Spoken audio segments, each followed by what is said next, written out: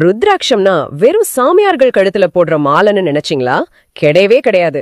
அது இயற்கையாவே உருவான ஒரு பயோ பேட்டரி. ஒரு நிமிஷம், பேட்டரியா? என்ன சொல்றீங்க? இது மரத்துல காக்கிற ஒரு விதை தானே, அது எப்படி ஒரு பேட்டரி ஆகும்? இல்ல, இத மிகைப்படுத்தி சொல்றதா நினைக்காதீங்க. இதுக்குள்ள இருக்கிற அறிவியல் தான் ரொம்ப ஆச்சரியமானது. அப்படியா? ஆமா, ருத்ராட்சமணியோட கெமிக்கல் காம்போசிஷன் எடுத்து பார்த்தா அதுல கிட்டத்தட்ட 50% கார்பன் இருக்கு. கார்பனா? ஓகே, கார்பன் மின்சாரத்தை கடத்தும், அது தெரியும்.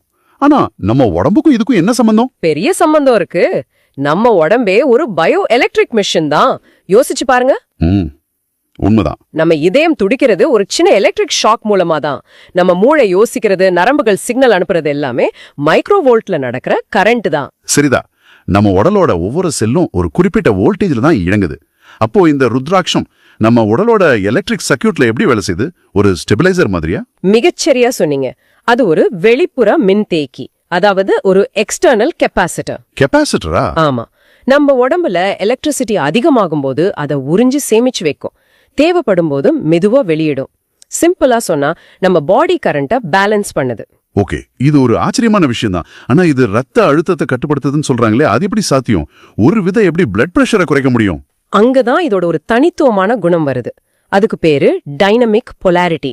டைனமிக் பொலாரிட்டியா? அப்படின்னா? அதாவது சூழ்நிலைக்கு ஏத்த மாதிரி தன்னோட காந்த துருவங்களை, அதாவது மேக்னெட்டிக் போல்ஸ மாத்திக்கிற ஒரு அபாரமான சக்தி அதுக்கு இருக்கு. வாவ், இந்த குணம் சில கனிமங்களுக்கு இருக்குன்னு படிச்சிருக்கேன். ஆனா ஒரு விதையில இது இருக்குங்கிறது தான் ஆச்சரியம். அது எப்படி வேலை செய்யுது? ஒரு உதாரணத்தோட சொல்றேன் கேளுங்க. ஒருத்தரோட ரத்த குழாயில கொழுப்பு படிஞ்சு ஒரு சின்ன அடைப்பு ஏற்படுதுன்னு வச்சுப்போம். சரி. அப்போ அந்த இடத்துல ரத்த ஓட்டம் தடைபடும் இல்லையா? அப்படி தடைபடும் போது உடலோட இயற்கையான மின்காந்த புலம், அதாவது பயோமேக்னெட்டிக் ஃபீல்ட் மாறும். ஆமா, ரத்தத்துல இரும்பு சத்து இருக்கிறதால அதோட ஓட்டம் மாறும்போது காந்தப்புலமும் மாறும். இது பேசிக் பிசிக்ஸ். அதேதான். அந்த சின்ன மாற்றத்தை நம்ம கழுத்துல இருக்கிற ருத்ராட்சமணி உணருது. ஓ. உணர்ந்த அடுத்த கணமே அந்த அடைப்பை சரி செய்யற மாதிரி இது தன்னோட காந்த துருவத்தை மாத்திக்குது. அடைப்பு இருக்கிற இடத்துக்கு எதிர் துருவத்தை உருவாக்குது. அடேங்கப்பா, அப்போ இது ஒரு ஸ்மார்ட் வாட்ச் மாதிரி உடம்புக்குள்ள என்ன நடக்குதுன்னு தெரிஞ்சுக்கிட்டு அதுக்கேட்ட மாதிரி வேலை செய்யுதுன்னு சொல்லுங்க. மிகச்சரியா சொன்னீங்க. அந்த காந்த சக்தி மாறுறதால இறுக்கமா இருந்த ரத்த குழாய் மெதுவா விரிவடையுது. வாசோடைலேஷன். Correct, vasodilation. ரத்த குழாய் விரிவடைஞ்சதும் அடைப்பு இருந்த இடத்துல ரத்த ஓட்டம் மறுபடியும் சீராகுது. அவ்வளவுதான். உயர் ரத்த அழுத்தம் குறையுது. மாத்திரை இல்லாம உடம்புக்குள்ளேயே நடக்கிற ஒரு மேஜிக். இது உடல் ரீதியான அழுத்தம் சரி. ஆனா மன அழுத்தம், இன்னைக்கு பாதி பேருக்கு இருக்கிற பிரச்சனை அதுதான். ஒரு மாதிரி பதட்டமா, சக்தி இல்லாத மாதிரி இருக்குமே, அதுக்கு இது உதவுமா? நிச்சயமா. மன அழுத்தத்தின் போது நம்ம உடம்புல என்ன நடக்குது? ஒரு கட்டுப்பாடே இல்லாத தாறுமாறான எலக்ட்ரிக் சிக்னல்ஸ் உருவாகுது. ஒரு பயோ எலக்ட்ரிக் குழப்பம்னு சொல்லலாமா? ஆமா, அதனாலதான் இதய துடிப்பு அதிகமாகுது, மூச்சு வாங்குது. அப்போ இந்த அதிகப்படியான குழப்பமான சிக்னல்களை ருத்ராட்சம் என்ன பண்ணும்? நான் முதல்ல சொன்னேனே, கெப்பாசிட்டர் தியரி, அது இங்கதான் வேலைக்கு வரும். ருத்ராட்சம் ஒரு ஸ்பாஞ்ச் மாதிரி அந்த அதிகப்படியான தேவையற்ற சக்தியை அப்படியே உறிஞ்சு தனக்குள்ள வச்சுக்கோ. ஓஹோ, அதனால உடம்புல இருந்த பதட்டம் உடனே குறைய ஆரம்பிக்குதா? ஆமா, மனசு அமைதியாகும். சரி, உறிஞ்சின சக்தியை என்ன பண்ணும்? அது உள்ளேயே தங்கிடுமா? அதுதான் அடுத்த ஆச்சரியம். எப்போ நம்ம உடம்பு சோர்வா இருக்கோ, சக்தி கம்மியா இருக்கோ, அப்போ அது சேமிச்சு வச்சிருந்த சக்தியை ஒரு பவர் பேங்க் மாதிரி மெதுவா உடலுக்கு திரும்ப கொடுக்கும். வாவ், அதிகமா இருந்தா எடுத்துக்கும், கம்மியா இருந்தா கொடுக்கும். ஒரு கம்ப்ளீட் எனர்ஜி மேனேஜ்மெண்ட் சிஸ்டம். இததான் சித்தர்கள் சக்தி சமநிலைன்னு சொன்னாங்க. சித்தர்கள்னு சொன்னதுதான் ஞாபகம் வருது. இதையெல்லாம் அவங்க எந்த விதமான டெக்னாலஜியும் இல்லாம எப்படி கண்டுபிடிச்சாங்கிறது தான் பிரமிப்பா இருக்கு. திருமூலரை ஒரு ஆன்மீகவாதின்னு மட்டும்தான் நாம பாக்குறோம். ஆனா அவர் ஒரு மாபெரும் விஞ்ஞானி. 100க்கு 100 உண்மை. அவரோட திருமந்திரத்துல செம்மேனி யான் கையில் சேரும் சிவமணின்னு ஒரு வரி வரும். செம்மேனி. ஆமா, அந்த செம்மேனிங்கிற ஒரு வார்த்தைக்குள்ள ஒரு பெரிய அறிவியலே அடங்கியிருக்கு. செம்மேனினா சிவந்த மேனின்னு நேரடி அர்த்தம் கிடையாது இல்லையா? சித்தர்களோட மொழி எப்போதுமே குறியீடுகளால் ஆனது. அப்போ இங்க அதோட பொருள் என்ன? அதுதான் நம்ம உடம்ப சுற்றி இருக்கிற ஆரா, இல்லனா மின்காந்த வட்டம். நம்ம ஒவ்வொருவரையும் சுத்தி ஒரு பயோமேக்னெட்டிக் ஷீல்டு இருக்கு. ஆனா இப்போ நம்ம எங்க வாழ்றோம்? வைஃபை, செல்போன் டவர், ப்ளூடூத்னு ஒரு எலக்ட்ரோ மேக்னெட்டிக் புகைக்கு நடுவுல தான் வாழ்றோம். ஒரு எலக்ட்ரானிக் ஸ்மாக் இது. சரியா சொன்னீங்க. இந்த செயற்கையான கதிர்வீச்சுகள் நம்ம உடம்போட இயற்கையான அதிர்வலைகளை பாதிக்கும். அதனாலதான் காரணமில்லாத தலைவலி, சோர்வு எல்லாம் வருது. அப்போ ருத்ராட்சம்? ருத்ராட்சம் இந்த செம்மேனிய, அதாவது நம்ம ஆறாவ பலப்படுத்தி விரிவடைய செய்யுது. அப்படி செய்யும் போது இந்த மாதிரி வெளிப்புற கதிர்வீச்சுகள்ல இருந்து நம்மள காப்பாத்துற ஒரு கவசம் மாதிரி இது செயல்படுது. அப்போ திருமூலர் பல நூற்றாண்டுகளுக்கு முன்னாடியே பயோஷீல்டிங் டெக்னாலஜியை பத்தி பேசியிருக்கார். ஆமா, ஆனா இதுல ஒரு சின்ன எச்சரிக்கையும் இருக்கு. என்னது? இன்னொரு சித்தர் சிவவாக்கியர் இதுல ஒரு முக்கியமான விஷயத்த சொல்றாரே. ஆமா, அது ரொம்ப ரொம்ப முக்கியமான ஒரு நுணுக்கம். சிவவாக்கியர் என்ன சொல்றாருன்னா, ருத்ராட்சம் ஒரு பெருக்கி, அதாவது ஒரு ஆம்ப்ளிஃபையர் மாதிரி. ஆம்ப்ளிஃபையரா? அது எப்படி எண்ணங்களை பெருக்கும்? கொஞ்சம் விளக்கமா சொல்லுங்களேன். அதாவது உங்க மனசுல நல்ல எண்ணங்கள், அன்பு, கருணை, அமைதி மாதிரி பாசிட்டிவ் வைப்ரேஷன்ஸ் இருந்தா ருத்ராட்சம் அத பல மடங்கு பெருக்கி உங்களுக்குள்ள ஒரு அற்புதமான அமைதியையும் சக்தியையும் உருவாக்கும். ஓகே, அப்போ எதிர்மறை எண்ணங்கள் இருந்தா? அதுதான் ஆபத்து. மனசுல வஞ்சகம், பொறாமை, கோபம் மாதிரியான தீய எண்ணங்கள் இருந்தா அதையும் இது பெருக்கி விட்டுடும். அடடா. சின்ன கோபம் பெரிய வெறியா மாறும், சின்ன பொறாம பெரிய வன்மமா மாறும். அதனாலதான் சிவவாக்கியர் மன தூய்மை இல்லாம ருத்ராட்சம் அணிவது பாம்பை கழுத்தில் கட்டிக்கொண்டதற்கு சமம்னு எச்சரிக்கிறார். இது ரொம்ப ஆழமான கருத்து. அப்போ உடல் மன அளவை தாண்டி இது மூளையில ஏதாவது கெமிக்கல் சேஞ்சஸ் ஏற்படுத்துமா? ஏன்னா மனநிலைங்கிறது பிரெயின் கெமிஸ்ட்ரி தானே. ஏற்படுத்துது. நவீன ஆய்வுகள்ல என்ன கண்டுபிடிச்சிருக்காங்கன்னா, ருத்ராட்சம் நம்ம தோல் மேல படும்போது, குறிப்பா கழுத்து பகுதியில, அது மூளையில டோபமைன், செரோட்டனின் மாதிரியான ஃபீல் குட் ஹார்மோன்களோட சுரப்ப சீராக்குது. அப்போ மூளை அலைகள்ல EEG மூலியமா ஏதாவது கண்டுபிடிச்சிருக்காங்களா? கண்டுபிடிச்சிருக்காங்க.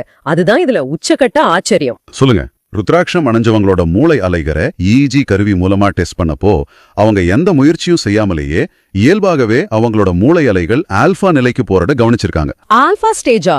அது தியான நிலை இல்லையா? பல வருஷங்கள் தியானம் செஞ்சு அடைய நினைக்கிற ஒரு நிலை. அதேதான். மனசு ரொம்ப அமைதியா ஆனா அதே சமயம் முழு விழிப்புணர்வோடு இருக்கிற நிலை. அந்த நிலைக்கு ருத்ராட்சம் மூளையை ஆட்டோமேட்டிக்கா கொண்டு போகுது. அப்போ இது ஒரு பாசிவ் மெடிடேஷன் டிவைஸ் மாதிரி வேலை செய்யுது. நீங்க தியானம் செய்யலனாலும் அது உங்களை தியான நிலையில வைக்குது. சரியா சொன்னீங்க. அப்போ ருத்ராட்சத்துல இருக்கிற முகங்கள் பத்தி நிறைய பேசுறாங்களே, ஒரு முகம், 5 முகம்னு, அதுக்குள்ளயும் அறிவியல் இருக்கா? நிச்சயமா இருக்கு. ஒவ்வொரு வகை முகத்துக்கும் ஒரு தனித்துவமான மின்காந்த அதிர்வெண், அதாவது ஃப்ரீக்வன்சி இருக்கு. அந்தந்த ஃப்ரீக்வன்சி நம்ம உடம்புல இருக்கிற குறிப்பிட்ட உறுப்புகளோட அதிர்வெண்ணோட ஒத்துப்போகும். பயோ ரெசனன்ஸ் தத்துவம் மாதிரி. அதேதான்.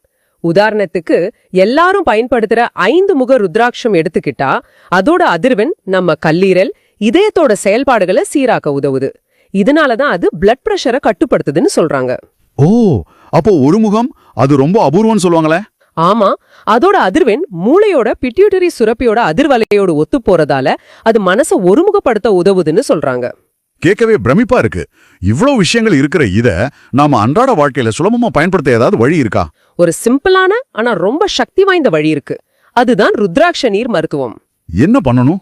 ராத்திரி தூங்க போறதுக்கு முன்னாடி ஒரு செம்பு பாத்திரத்துல கொஞ்சம் தண்ணீர் எடுத்து அதுல ஒரு சுத்தமான ருத்ராட்சத்தை போட்டுடுங்க. காலையில எழுந்ததும் வெறும் வயித்துல அந்த தண்ணிய குடிங்க. அவ்வளவுதான். இதுக்கு பின்னாடி என்ன அறிவியல் இருக்கு? ஜப்பானிய விஞ்ஞானி மசரு எமோட்டோ நீருக்கு நினைவாற்றல் இருக்குன்னு நிரூபிச்சிருக்காரு. அந்த மாதிரி ஏதாவது ஒரு விஷயமா? மிகச் சரியா அந்த புள்ளிய தொட்டிங்க. ருத்ராட்சத்தை இரவு முழுக்க தண்ணியில ஊற வைக்கும்போது அதோட மின்காந்த அதிர்வுகள் அந்த தண்ணியோட மூலக்கூறு அமைப்பையே மாற்றிடுது. அது வெறும் H2O இல்லாம ஒரு ஸ்ட்ரக்சர்ட் வாட்டரா மாறுது. அப்போ அந்த தண்ணீர் அல்கலைன் வாட்டரா மாறிடுது இல்லையா? கரெக்ட். இந்த தண்ணிய காலையில குடிக்கும்போது அது வயித்துல இருக்கிற குடல் புண்களை ஆத்துறதோட உடம்புல இருக்கிற நச்சுக்களையும் வெளியேற்றும். ஒரு சிம்பிளான டீடாக்ஸ் முறை. அருமையான தகவல். இப்போ இத கேட்டுட்டு முதல்ல ருத்ராட்சம் வாங்குறவங்க அதை அப்படியே பயன்படுத்தலாமா இல்ல ஏதாவது செய்யணுமா? ஒரு சின்ன கண்டிஷனிங் முறை இருக்கு. அது ரொம்ப முக்கியம். புதுசா வாங்கின ருத்ராட்சத்தை முதல்ல 24 மணி நேரம் நல்லெண்ணெயில ஊற வைக்கணும். சரி.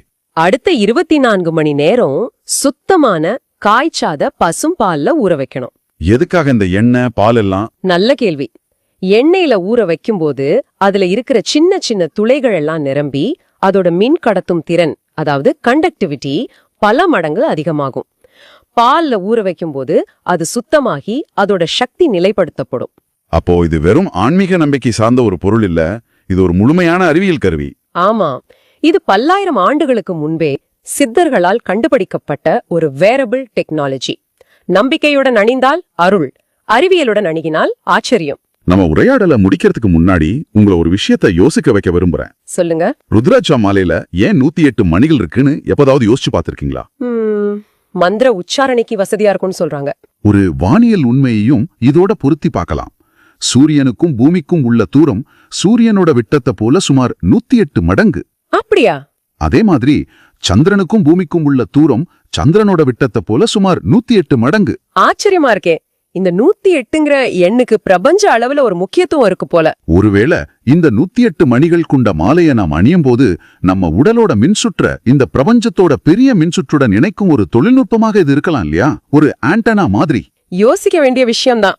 இது போல நாம் மறந்து போன வேறு என்ன பிரபஞ்ச தொழில்நுட்பங்கள் நம்மிடம் இருந்திருக்கலாம்? யோசிச்சு பாருங்க. சித்தர்களின் ஞானத்தையும் நவீன அறிவியலையும் இணைக்கும் இந்த பயணம் இத்துடன் முடிவதில்லை.